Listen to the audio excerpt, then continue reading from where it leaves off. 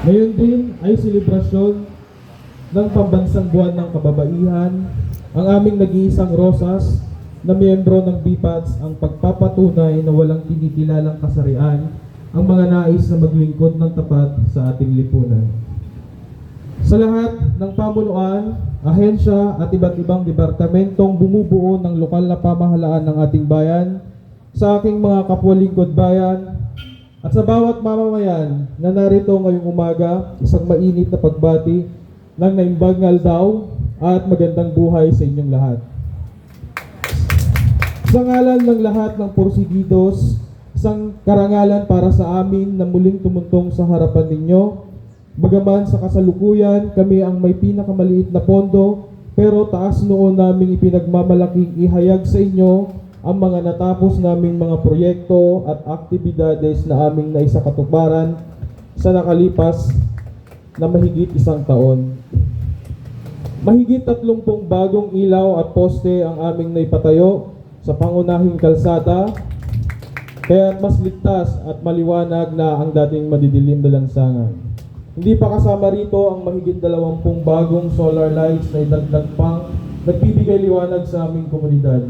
Kasama na rin ang paglalagay ng mga bagong CCTV dahil ang seguridad at kaligtasan ng aming kabarangay ang pangunahing layunin ng aming konseho. Hindi lamang infrastruktura umiikot ang aming serbisyo, naging bahagi din kami ng isang makasaysayang elementary day na sa unang pagkakataon ay nagkaroon sa aming barangay. Maraming salamat din po sa lahat ng bukas palad na tumulong at naging instrumento upang magkaroon ng proyekto ang aming barangay at sa mga nagsagawa ng mga serbisyong nailatag sa aming kabarangay. Saan ka nga ba makakakita ng kapitan na hindi lamang namumuno, nangunguna pa, pumipinta, marunong mag-welding, hands-on, construction worker, humuhugot, pero nagmamahal. Nagmamahal sa senior citizen dahil sa kasipo mo lang makikita na may cake sila sa kanilang kaarawan. Simpleng pag-abot ng regalo bilang sukli para sa kanilang naging sakripisyo at pagmamahal upang gabayan ang ating mga kabataan.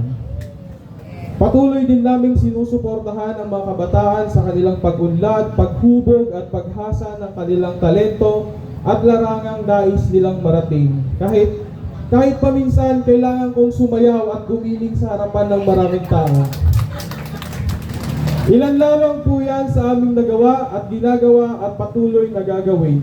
Pruweba po ang paggamit namin at aktibo sa social media upang ipakita na kaming taga-Kasipo, uray basit kami ng nasiit. Determinado at porsigido. Dahil hindi man kami katulad ng Poblasyon Norte na maswerte at hindi man kami kasing sure na sure ng Poblasyon Sur, balang araw kami ay mangingibabaw ng higit pa sa pitaw. Dahil katulad din kami ng nagsabaran at katagudingan na palaban, at walang duda na kami ay maaasahan kagaya ng Bamban.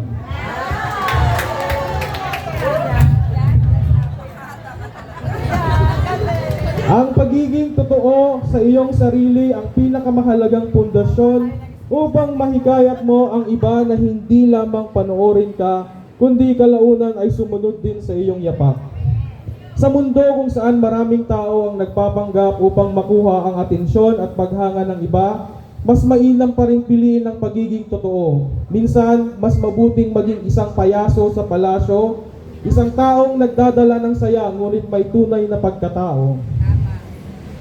Ang tunay na leader ay hindi kailangang maging makapangyarihan, sapat na siya ay may integridad, mapagkumbaba, at marunong makinig sa iba. Sapagkat sa huli, ang katotohanan at kabutihang loob ang mag-iiwan ng tunay at pangmatagalang marka sa puso ng tao. Hindi ako magdadalawang isip ipagmalaki kung sino ako.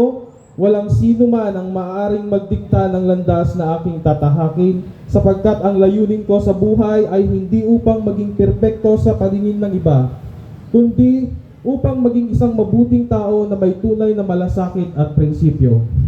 Isang pagsaludo sa lahat ng lumalaban ng patas sa lahat ng lingkod bayan na walang kinitilingan, sa lahat ng tinig na napapakinggan, sa lahat ng nagpupunyagi ng walang pag-aalinlangan, at sa lahat ng nagsisiwalat ng maling gawain. Isang makabagong umaga po sa ating lahat. Sa mga susunod na araw at buwan, wala akong ibang hinihiling at hinahangad kundi magmahal ka ng kapitan. Barangay nga kayang ipaglaban, ikaw pa kaya? Naway patuloy tayong magkaisa para sa pangarap na mas progresibong Casito at mas ekselenteng San Clemente.